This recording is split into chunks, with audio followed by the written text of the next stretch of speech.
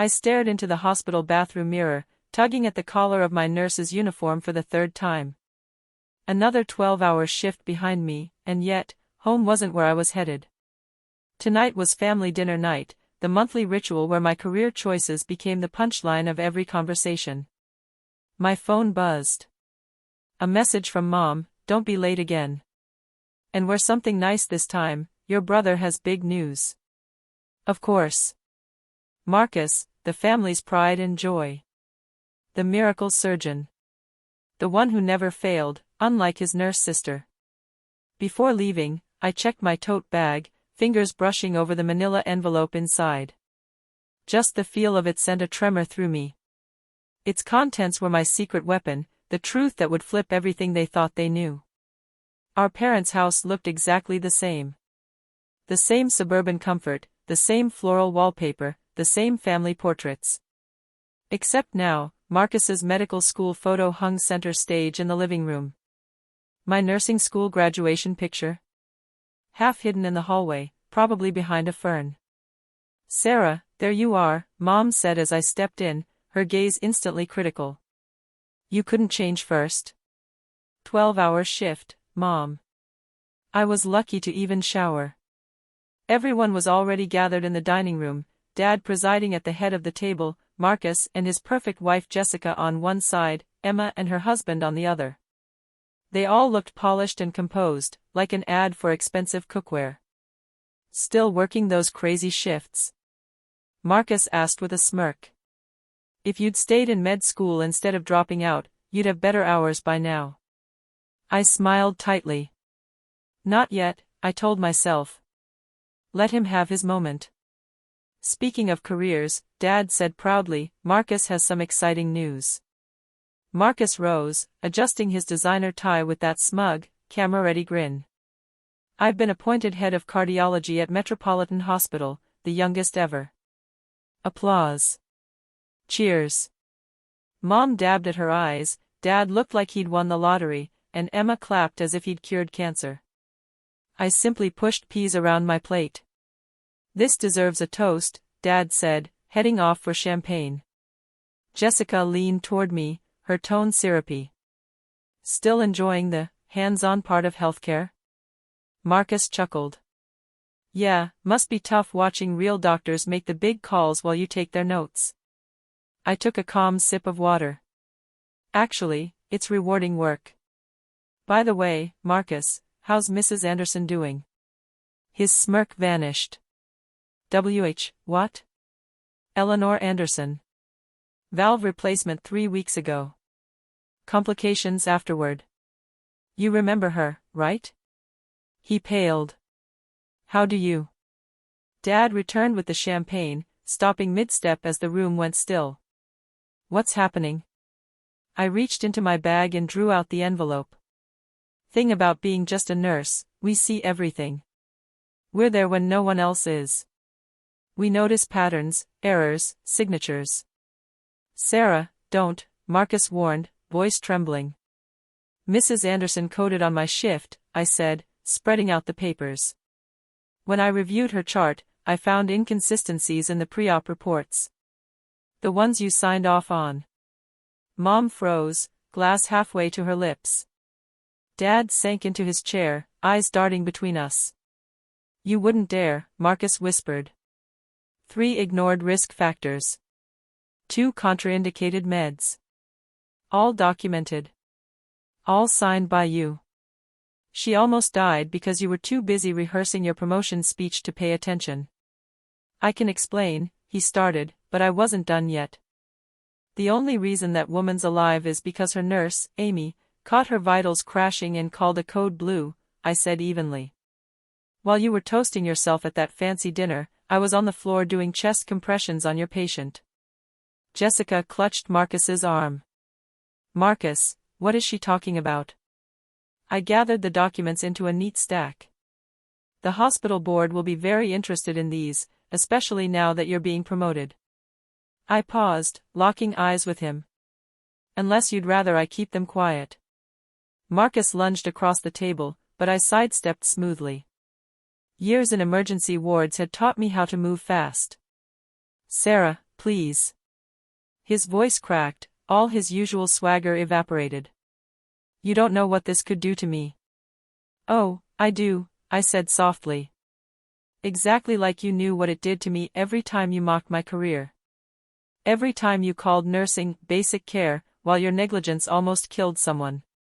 Dad pushed his chair back, his face red. Enough. Marcus is an exceptional surgeon. There's no way he'd endanger a patient. You must be mistaken. Without a word, I pulled out my phone and hit play. Mrs. Anderson's frail voice filled the dining room speakers. That nurse, Sarah, she saved my life. The doctor wouldn't listen when I told him about my meds. The sound of glass shattering broke the silence. Mom's champagne flute slipped from her fingers, scattering across the floor. No one moved. I've got more, I said. The Thompsons. The Wilsons. Patients talk, Dad. Especially to the people who actually listen. For a long moment, no one spoke, until Emma's quiet voice broke through. Marcus, you said becoming department head was about helping patients. It is, he snapped, then faltered. She's twisting things. She's jealous. She quit med school, and now she's trying to tear me down. I let out a low laugh. You still believe that story? I didn't drop out, Marcus. I chose a different path. I wanted to be the one who stays with patients, who hears their fears, catches their warning signs, and doesn't treat them like chart numbers. Jessica rose abruptly, her face pale. Marcus, is any of this true? He slumped, the confident posture gone. Jess, I can explain. Explain what? I cut in. The shortcuts? The ignored charts? The nurses you silence because you think you're above them? Dad slammed his palm against the table. Enough. This is just spite, Sarah. You've always resented your brother's success. Get out. Gladly, I said, slipping the envelope into my bag. But before I go, there's something you all should know. They looked at me in uneasy silence. That new patient safety initiative the hospital board's been preparing? The one launching across every department? Marcus frowned. What about it? I'm in charge of it, I said. The board appointed me last week, Director of Patient Safety and Quality Assurance. The room fell still. Mom sank into her chair. Dad's color drained. And Marcus, he just stared at me, speechless. So yes, I added, smiling faintly. Starting next month, every department head reports directly to me, including cardiology. Assuming, of course, he still holds that title once my review is complete. You can't do this, Marcus whispered, panic flickering in his eyes. I can, I said calmly, and I will, unless you give me a reason not to. He swallowed hard. Unless what? I reached into my bag and pulled out another folder. Unless you sign this. It's a letter of resignation from the department head position, effective immediately. You'll keep your job as a surgeon, but under close supervision. And you'll enroll in the hospital's patient care retraining program, the same one you called a waste of time last month. Dad's face flushed. This is blackmail. No, I replied evenly. This is called accountability. Something this family hasn't practiced in a long time. Jessica snatched the paper, eyes darting across the page. Sign it, Marcus. Do it. He hesitated. But my career. Your career? Jessica's voice cracked. You almost cost people their lives. Sign it, or I'll hand it to the board myself. His hands shook as he picked up the pen. In that moment, the celebrated surgeon looked nothing like the man from the family photos, just a brother facing the truth. He signed. When the ink dried, I slipped the document back into the envelope. One last thing, I said, pulling out my phone. I'm leading the overhaul of the hospital's nursing division. We're introducing new safety systems, fairer schedules, and equal decision-making authority. No more nurses being silenced by doctors. I picked up my bag, pausing at the door. "Oh, and Mom?" I gave her a small smile. "I won't be at next month's family dinner. I'll be busy, taking care of my basic patient work." The weeks that followed were a blur of meetings, reforms, and change. Marcus started his retraining program, quieter, humbler, and for the first time, truly listening. The board reviewed my reports and unanimously backed the initiatives. Jessica filed for divorce, unwilling to stay with a man who'd put pride over patience. At home, things shifted too.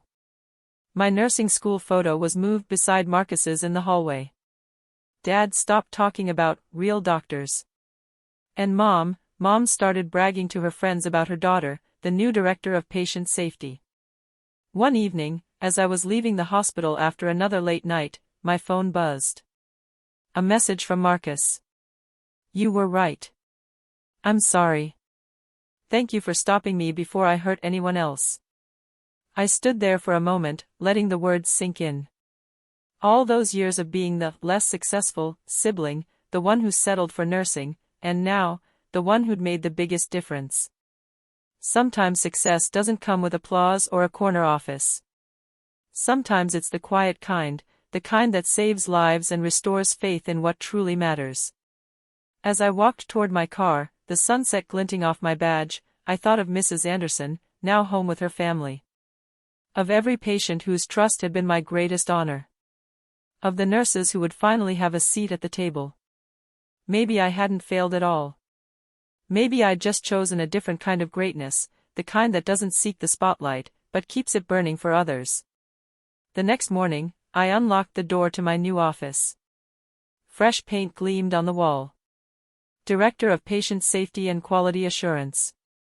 On the desk sat a small basket wrapped in cellophane.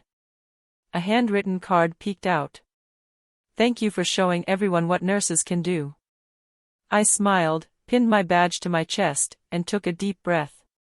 There were lives to protect. Systems to rebuild. A hospital culture to change. And this time, everyone was finally listening to the nurse.